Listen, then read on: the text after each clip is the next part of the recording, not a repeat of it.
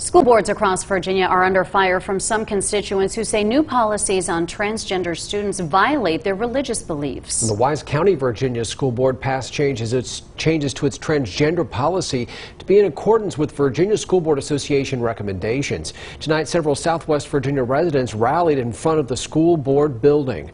News Channel 11's John Janko is here with us to have more on that. John?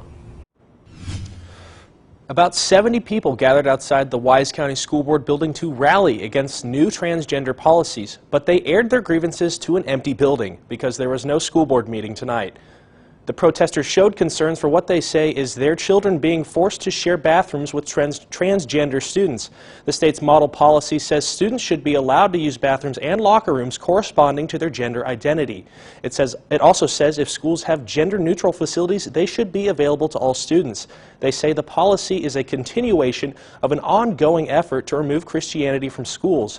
One speaker who works for a Virginia senator says that despite the negative response to the new Virginia state law, the rally is not political. No, we send it back to the General Assembly.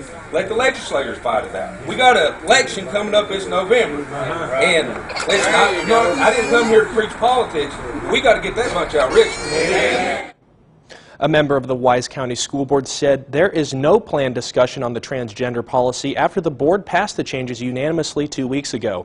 In Washington County, Virginia, a school board member resigned after he says discussions with the public on the transgender policy turned highly politicized. Terry Fleener announced his resignation from the Washington County School Board in a letter earlier today. Fleener says the office is meant to be apolitical and serve each student fairly.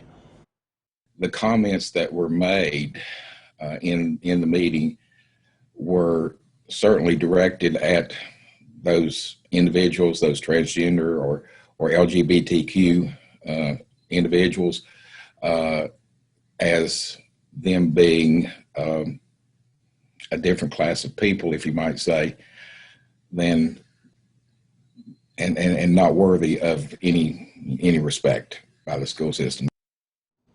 The Washington County School Board voted unanimously to remove the state guidelines from consideration because their policies were already in accordance with the law.